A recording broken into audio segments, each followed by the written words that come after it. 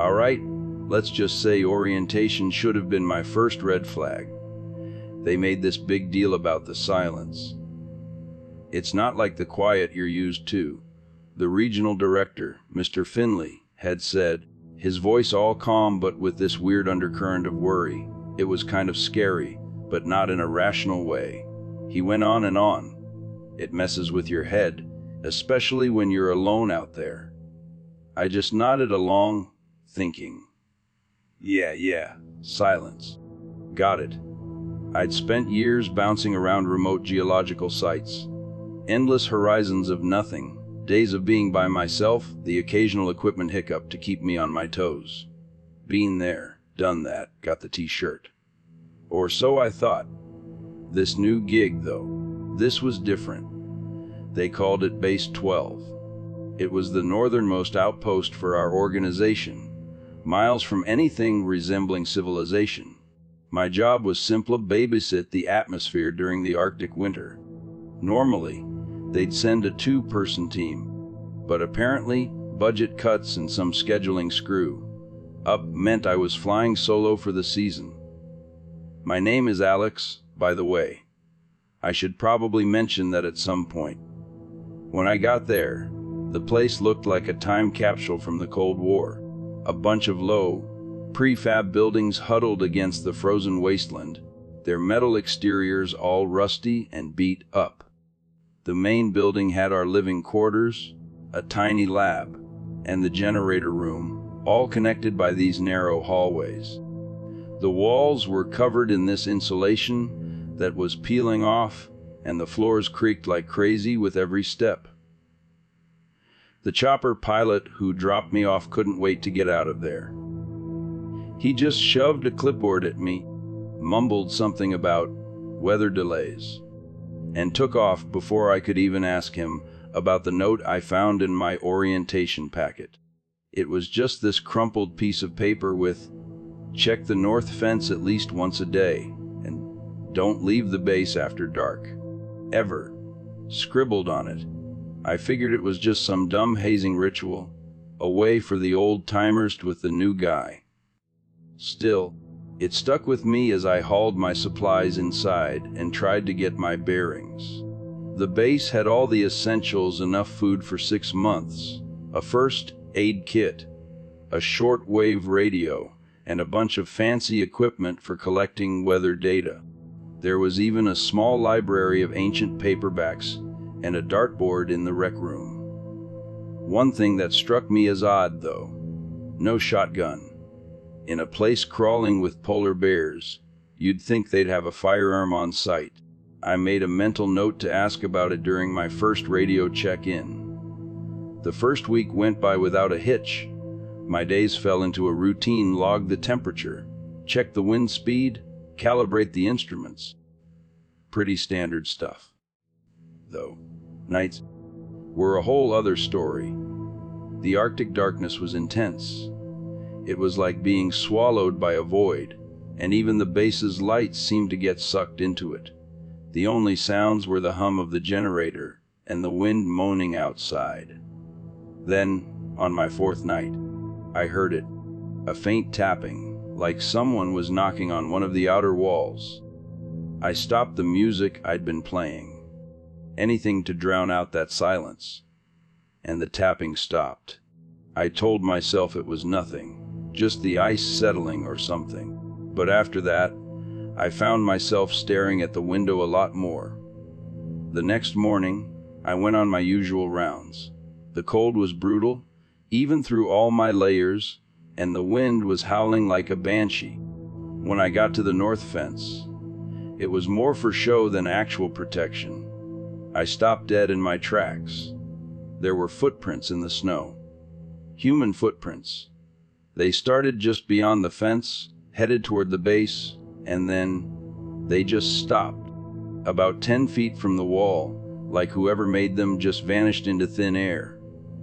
No return prints, no sign of anyone leaving. I was creeped out, to say the least. That night the tapping came back.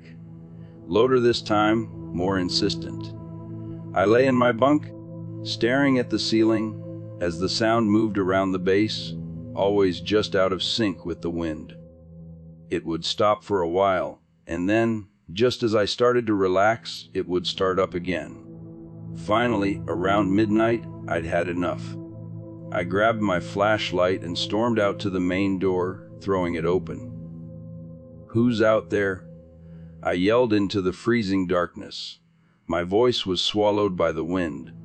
I scanned the snow with my flashlight but saw nothing. No footprints, no movement, just the swirling white of the storm. The tapping had stopped. When I went back inside, I noticed something weird. The door, which I'd slammed behind me, wasn't latched. It was hanging open just a crack, letting in the cold air. I didn't remember leaving it like that, but I figured I was just on edge.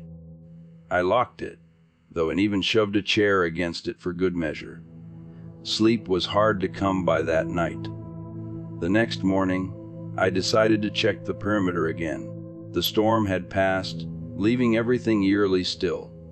As I approached the north fence, my stomach dropped. The footprints were back. This time, they circled the entire base. Perfect, measured strides, like someone had been pacing around the building all night. I took a closer look. The snow had frozen over them a bit, preserving the shape. They were definitely human, but something was off. They were too narrow, the toes too long. When I radioed headquarters that afternoon, hoping for some reassurance, all I got was static, with a few garbled words I couldn't make out. I tried again, adjusting the frequency, but it just got worse. By the end of the week, I was a wreck. The tapping had become a nightly ritual, always starting in different spots, but following the same erratic pattern. And every morning, those damn footprints would be there, circling closer and closer to the walls, no matter how much it snowed. On the 7th night, the power went out. I was in the middle of logging the day's data when the lights flickered and died. The base was plunged into absolute darkness. The only sound was the wind moaning outside. My flashlight was in the lab, but I was too scared to move. The silence felt too heavy, too complete. Then I heard it. A single, deliberate tap on the window right next to me. I froze, barely breathing, as the sound moved to the next window, and then the next, making its way around the building. When the power finally kicked back on a few minutes later, everything looked normal. Except for one thing. On the outside of the window, written in the frost, was a single word. Stay. That's when I knew I was in deep trouble. The next morning, I was a zombie. I just stood there, staring out at the endless white, trying to convince myself there was a logical explanation for everything. Maybe the wind etched the word into the frost. Maybe it was all just some weird coincidence. I wanted to believe that, but deep down, I knew it was BS. First things first, I had to deal with those footprints. Bundled up against the cold, which felt like it was trying to kill me, I stepped outside. The wind was like a punch to the face, and every breath was a struggle. The footprints were still there, circling the base like always. It was seriously messed up, the way they were so precise, so mechanical. I crouched down, checking them out.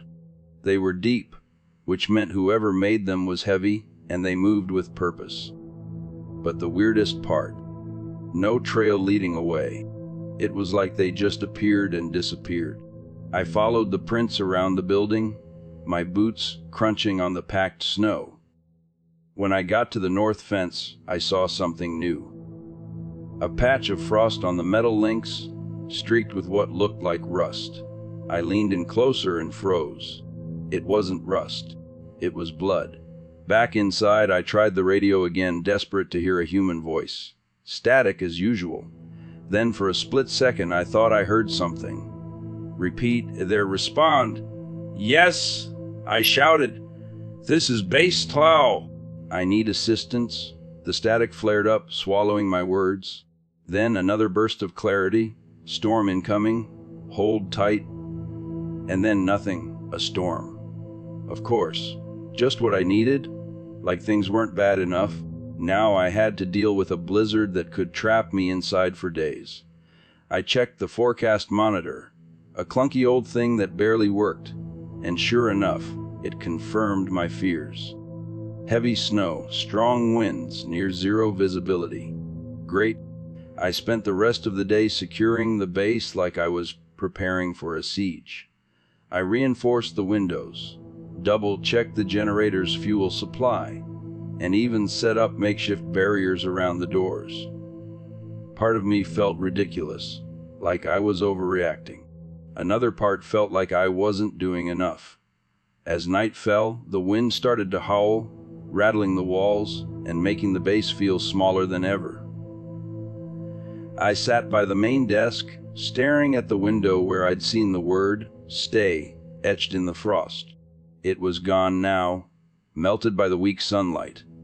But the memory was burned into my brain. That's when the power flickered again. It started with this low hum, the kind you don't notice until it's gone.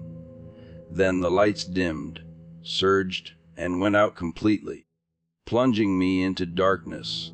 I grabbed my flashlight and made my way to the generator room. The air was colder in there, like the walls were sucking the heat out of everything. My breath fogged in front of me as I opened the door. The generator was running, but the fuel gauge was flickering like crazy, the needle bouncing between full and empty. I tapped it, and the needle steadied. Half full. That didn't make sense. I'd topped it off that morning. A loud clang echoed from somewhere behind me. I spun around, my heart hammering, but the hallway was empty. Just the wind, I told myself. The storm must have shaken something loose, but I couldn't shake the feeling that I wasn't alone. I went back to the main room and started setting up traps.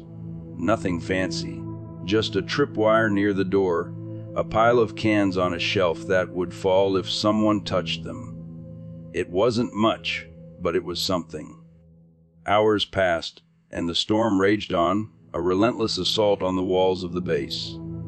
The power had stabilized for now, but I kept the flashlight close. Sleep was out of the question. Around midnight, the motion detector beeped. I stared at the little device on the wall, its red light blinking steadily. It was set to monitor the corridor leading to the lab, a place I'd secured earlier.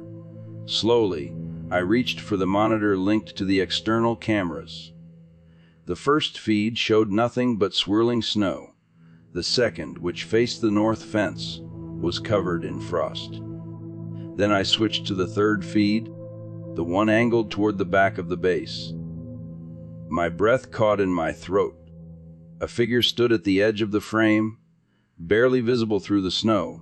It was hunched over, its outline distorted by the wind, but it was definitely human-shaped. I leaned closer, trying to make out details, but the feed glitched and the figure was gone. A loud crash from the corridor sent me scrambling to my feet. The motion detector was beeping like crazy now. I grabbed the wrench I'd left on the desk, my only weapon, and crept toward the sound. The air was colder here, the kind of cold that gets into your bones.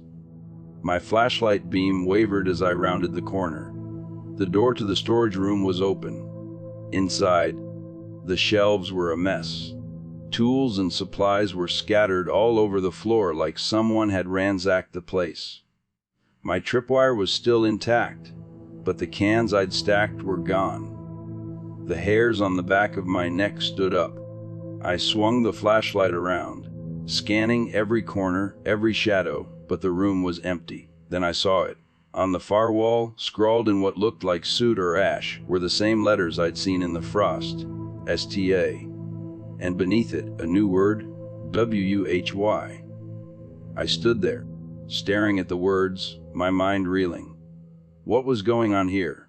Who was doing this? And why? The fear was starting to get to me, gnawing at the edges of my sanity. I had to get a grip. What are you? I whispered into the darkness, my voice barely a breath. The silence was my only answer. By morning, the storm had quieted down, leaving the base buried in an unsettling silence. I spent hours searching every inch of the place, looking for anything, anyone, but there was no sign of an intruder. The footprints outside were gone, wiped out by the storm, but the writing on the wall remained. I scrubbed at it with a rag, but it wouldn't come off, like the words were burned into the metal itself. My head was spinning. Who was out there? What did they want? And why were they trying so hard to keep me here? I sat at the desk, staring at the radio, which was still just spitting out static. I felt so incredibly alone, so isolated. This whole situation was seriously messing with my mind. And then, as if on cue, the motion detector beeped again. That damn red light was blinking like a strobe, each flash sending a jolt of adrenaline through me. I had the wrench in my hand, the cold metal a small comfort against my sweaty palm. Every instinct was screaming at me to stay put, to lock myself in the room, but I couldn't just ignore it. The base was my responsibility, for better or for worse. Moving slowly, I crept toward the source of the motion. The corridor felt narrower than usual, the shadows darker. The hum of the generator seemed to fade away, replaced by a silence so thick it was almost suffocating. My flashlight trembled as I pointed it forward, illuminating the peeling insulation on the walls. The motion detector was right outside the storage room, the same room where I'd found the creepy message. The door was still ajar, its edges outlined in the faint beam of my flashlight. I paused, straining to hear anything over the wind, which was still battering the structure. Nothing. I nudged the door open with a wrench, the hinges creaking loudly. The room was just as I'd left it, shelves in disarray, tools scattered on the floor, and that chilling message still scrawled on the wall. SDA. UI. I scanned the room, my flashlight darting around, but there was no one there. Still, something had triggered the detector. I spent the next few hours double, checking everything in the base, my nerves completely shot. I checked the vents, the crawl spaces, even the storage shed outside, even though the snow was untouched. Whoever, or whatever, had been here had found another way in. That thought lingered, a dark cloud hanging over my head as I went back inside. Back at the desk, I decided to review the camera footage again. I rewound the feed from just before the motion detector went off. The footage was grainy, but I could see the hallway clearly. For a few minutes, nothing happened. Then, a flicker. A dark shape moved across the frame, brief, almost imperceptible, but enough to make my stomach drop. I rewound it, playing it again at half speed. The figure was hunched, moving in quick, jerky motions. And it appeared to have entered the storage room, just before the motion detector beeped. I froze the frame, staring at the outline. It looked human, too human to be a shadow or some trick of the light. But the proportions were off, the arms were too long, the shoulders too narrow.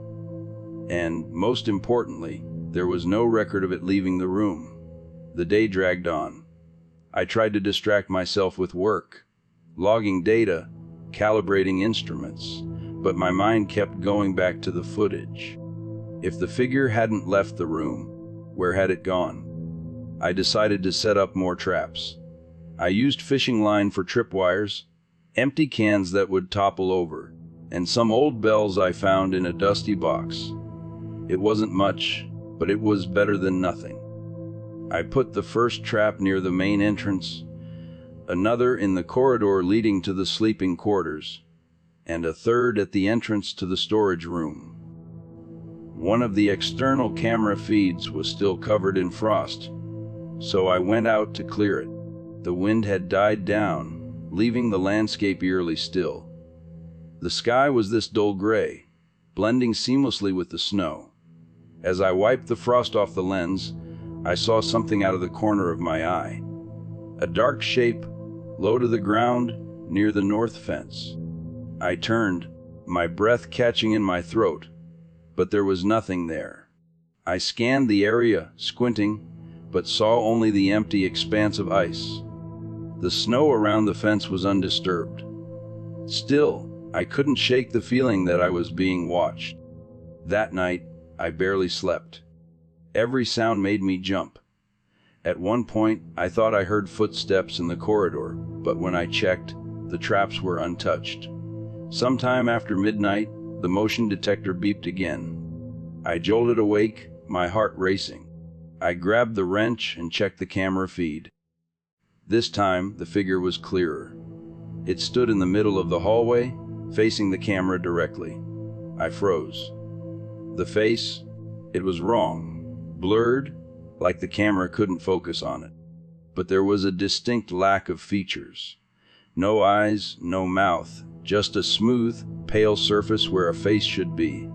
Then, in a single, jerky movement, it turned and disappeared down the corridor. I didn't wait to see where it went. I grabbed my flashlight and made my way cautiously toward the hallway. The air felt heavier, colder. My breath fogged in front of me as I stepped around the corner. The trap near the storage room had been triggered. The bells were scattered, and the fishing line was snapped. I shone the flashlight inside, expecting to see the same chaos as before. But the room was empty. Morning came, though it was hard to tell in the perpetual grayness. Exhausted and on edge, I decided to search the archives in the lab. Maybe there was something I'd missed, some explanation for what was happening. Most of the files were boring maintenance logs, weather data, equipment manuals. But tucked away in a folder marked Incident Reports, I found something that made my blood run cold. It was a handwritten note, dated several years prior, March 12th. Subject appears to have developed extreme paranoia. Claims to hear voices and see figures outside the base. No evidence of intrusion. Advised to rest and continue monitoring. Subject's condition deteriorated rapidly. Evacuated March 15th. There was no mention of what happened to the subject after that. Another report caught my eye, this one even older. December 7th. Staff reported unusual activity. Tools going missing, strange sounds at night. Found footprints near the north fence, but no signs of wildlife or other individuals in the area. Staff rotated out early due to stress. The pattern was clear. Whatever was happening here, it wasn't new. I leaned back in my chair, the pieces slowly falling into place. The footprints, the motion detector, the figure on the camera. They were all connected. But what unsettled me most was that others had experienced this before me. And they had left. I didn't have that option. I was stuck here. This was quickly turning into the worst rabbit hole I had ever fallen into. That note in the archives. That's what did it. That night, I went full on survival mode, setting up even more elaborate traps. I reinforced the tripwires with spare wiring from the lab, positioned the cameras to cover every angle, the whole 9 yards. By the time I finished, it was nearly midnight. I sat by the desk, flashlight in hand, and waited, feeling like a cornered animal. The motion detector went off at 12:15 a.m. I didn't even hesitate. I checked the camera feed and saw the figure again, moving slowly down the hallway. Its movements were so deliberate, so unnatural, like it knew exactly where the traps were. I grabbed the wrench and stepped into the corridor, my heart pounding like a drum. The air was icy, and there was this faint metallic smell that made my stomach churn. The figure was at the end of the hallway, its back to me. "Who are you?" I called out, my voice shaking like a leaf. It didn't respond. Instead, it turned slowly, its featureless face tilting, as if it were studying me. Then, it stepped forward. The movement was so sudden, so animalistic, that I stumbled backward, tripping over the damn tripwire. The bells clattered to the floor, the sound echoing through the base. When I looked up, the figure was gone. I spent the rest of the night barricaded in the lab, the wrench clutched in my hand. When morning came, I ventured out cautiously. The traps had all been triggered, the cameras knocked askew, but there was no sign of the figure. What I did find, though, made my blood run cold. On the wall of the main room, scrawled in that same ash-like substance, was a new message. "You can't eavu." The words "yo can't eavu" in my mind, a constant, throbbing reminder of my isolation. I scrubbed at the message again, this time with some heavy-duty cleaning solution, but like before, faint traces of the letters remained, like scars on the metal. What did it mean? Why couldn't I leave? And more importantly, who was telling me this? I spent the day analyzing everything I could remember about the figure on the camera. My initial fear, that it was just some random person, had been replaced by something far more unsettling. This was no ordinary human being. The way it moved, the blank face, there was something deeply unnatural about it. And then there was the writing, always the writing. By mid-afternoon, I decided I had to try something new. I had to dig deeper into the base's history. Whatever this thing was, it had happened before. It had to be connected to those incident reports. The base's archive room was in a small, windowless corner of the lab, behind a locked door I'd previously ignored. The lock was old, but I managed to force it open. Dust billowed into the air as the door creaked open. Inside, the shelves were crammed with old binders, faded blueprints, and yellowed folders. I started going through them, my flashlight casting long, eerie shadows across the room. Most of the documents were just routine stuff, equipment inventories, maintenance records, weather logs. Then, I found another folder labeled Incident Reports 1987-1992. My pulse quickened. Inside were handwritten accounts similar to the ones I'd found earlier, but these were older, more detailed, and much more disturbing. Pam, January 13, 1988. Technician W. Hargrove reported hearing tapping on the base walls late at night. No external evidence of wildlife. Hargrove claimed he saw a figure outside his window but dismissed it as a shadow. 2 days later, he requested early rotation due to severe anxiety. March 3, 1989. Staff found messages written in frost on external windows, STY, and Don Dolo. No explanation. Staff rotated early due to psychological strain. November 14, 1991. Unexplained power outages began occurring nightly. Staff discovered footprints circling the base.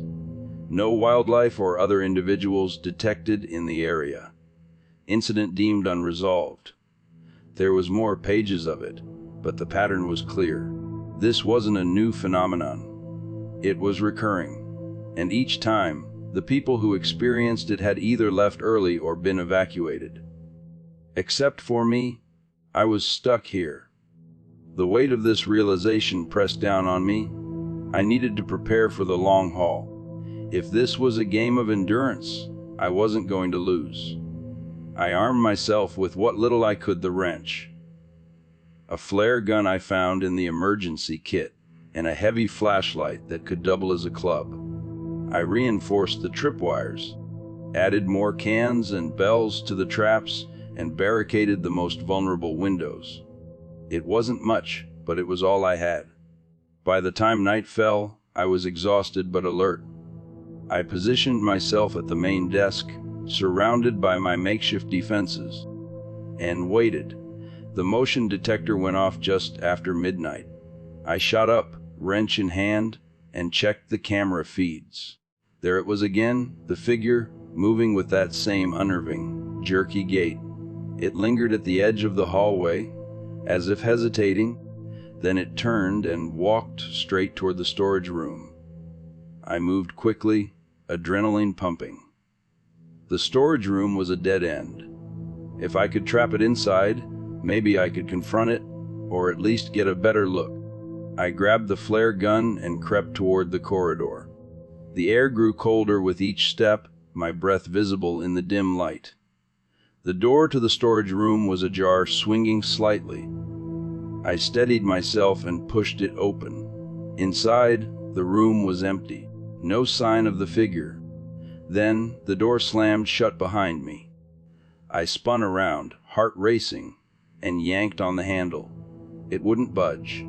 I pounded on the door, shouting, but my voice was muffled, like the walls were absorbing the sound. That's when I heard it. A faint whisper, barely audible, coming from the far corner of the room. I swung my flashlight toward the sound, the beam trembling.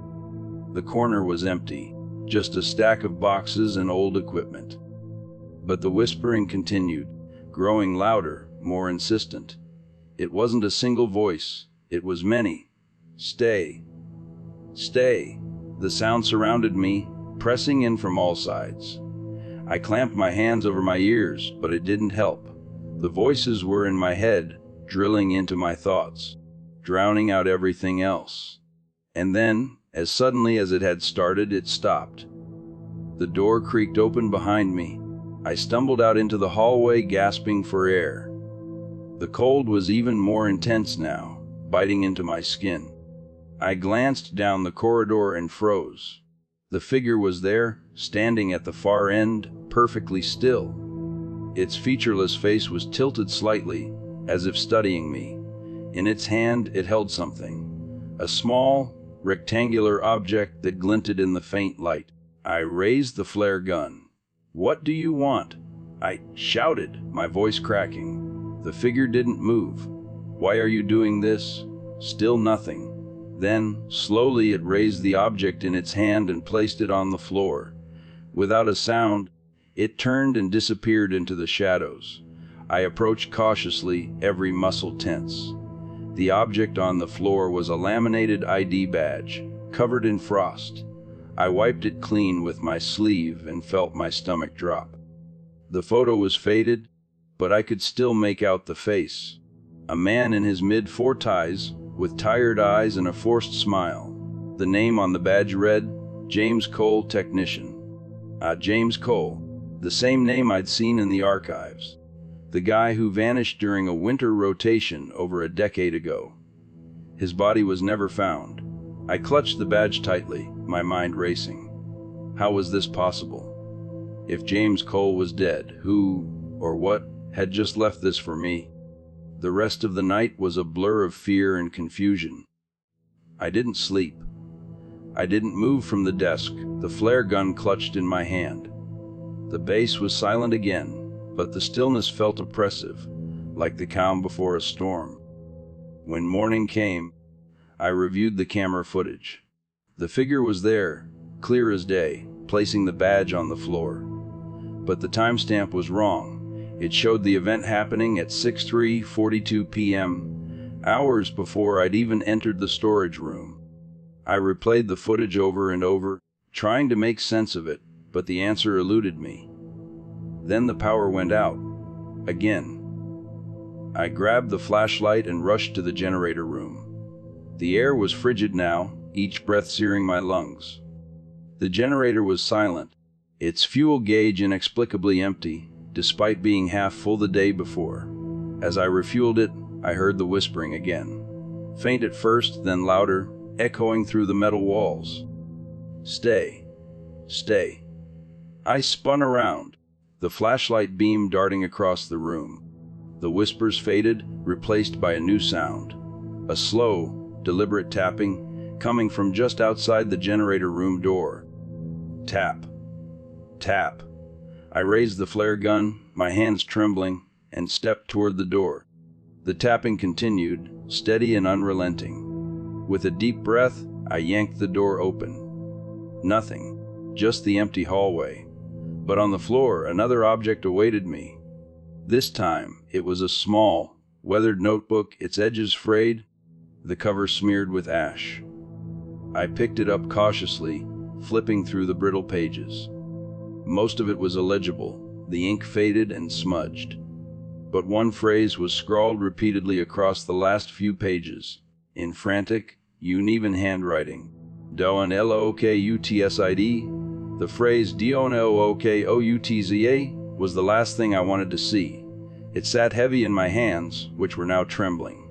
Every instinct screamed at me to ignore the words, to push the notebook aside and chalk it up to the ramblings of someone who had been here before me.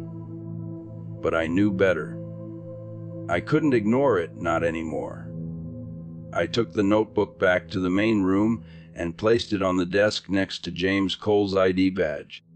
Two remnants of people who had stood in my shoes, now reduced to cryptic warnings. My eyes darted between them, trying to piece together a connection, but the answers stayed just out of reach. The air in the base felt heavier, colder than it had any right to be, even with the generator now humming softly. The chill seemed unnatural, like it was seeping in from somewhere else. I layered on an extra sweater, but it didn't help. I felt exposed, vulnerable, and I was running out of time. The motion detector beeped. I bolted upright, my pulse spiking. The monitor showed the same grainy hallway feed. At first, I thought the camera had glitched. The figure wasn't moving. It stood perfectly still in the middle of the corridor, its smooth, faceless head tilted slightly to one side, as if it were listening. Then, slowly, it raised an arm. It pointed not at the camera, but toward the main room. Toward me. The screen went dark. I grabbed the wrench with one hand, and the flare gun with the other, my fingers tightening until my knuckles atched. The air seemed to hum with tension as I moved toward the hallway, flashlight shaking slightly. Every step felt like walking into a trap, but there was no turning back now. The corridor was empty. My traps were intact, the tripwires undisturbed. Yet as I moved forward, I felt the distinct sensation of being watched. I kept my back to the wall, flashlight sweeping left and right. A faint noise echoed ahead, a low, scraping sound like metal dragging against concrete. I followed it, heart hammering. The sound led me to the storage room. Inside, the air was colder than ever. The shelves were overturned, tools scattered across the floor. In the far corner, something new had been scrawled on the wall, in the same ash-like substance as before. Lo, Okai. Below it, an arrow pointed toward the single frost-covered window at the back of the room. I hesitated, every fiber of my being screaming not to obey. DONTLOOUSID. The warning echoed in my mind like a mantra. But the arrow was taunting me, daring me to defy the instructions. The flashlight flickered, its beam dimming for a moment before stabilizing. I took a shaky step toward the window. My breath fogged the glass as I leaned in, hand trembling, and wiped away a patch of frost. At first, I saw nothing. Just the endless white of the Arctic wasteland. The snow had stopped, leaving the landscape eerily still. But as my eyes adjusted, I spotted something in the distance. A black shape, standing against the horizon. No, not standing. Moving. It was coming toward the base. I stumbled back from the window, almost tripping over the debris on the floor. Whatever was out there, it was heading straight for me. I grabbed the flare gun and bolted toward the main room, my mind racing. Back at the desk, I checked the external cameras. The figure grew larger on each feed, moving with unnatural speed. By the time it reached the north fence, the cameras began to glitch. The static grew louder and louder until the feeds cut out entirely. The lights flickered. The motion detector began beeping frantically. It was inside. The sound of footsteps echoed in the corridor, slow, deliberate, and unnervingly heavy. I backed into a corner, flare gun raised, as the footsteps grew louder. Then they stopped. The figure stepped into the main room. It was taller than I expected, its elongated limbs bending at odd angles, its featureless face tilted toward me. And for a long, agonizing moment, we stared at each other. Then it raised a hand, pointing at the desk, at the notebook. I didn't understand at first, but then it moved closer, pointing again with more urgency. I grabbed the notebook, flipping through its brittle pages until I reached the final, scrawled warning. Dio Maloco USIDE. The figure's hand reached out, pressing against the page. Then, for the first time, it spoke. You looked. Its voice was barely a whisper, but it sent a chill down my spine. I stumbled back, the flare gun shaking in my hand. The figure tilted its head again, almost in pity. Why are you doing this? I shouted, my voice cracking. What do you want? It didn't answer. Instead, it turned and began walking toward the door. I don't know what came over me, fear, desperation, or sheer panic. But I couldn't let it leave. Not without answers. I fired the flare gun. The red hot light seared through the darkness, hitting the figure square in the back. It let out an unearthly shriek, the sound piercing and metallic, as the flare burned into its form. The figure staggered, collapsing onto its knees. For the first time, I saw something beneath its smooth exterior. A face, distorted and human, like it was trapped beneath a layer of translucent skin. The figure looked at me one last time, its distorted eyes filled with something that almost looked like sorrow. Then it crumbled into ash, scattering across the floor. The next morning, the storm finally broke. The radio crackled to life, a voice breaking through the static. Base 12, do you copy?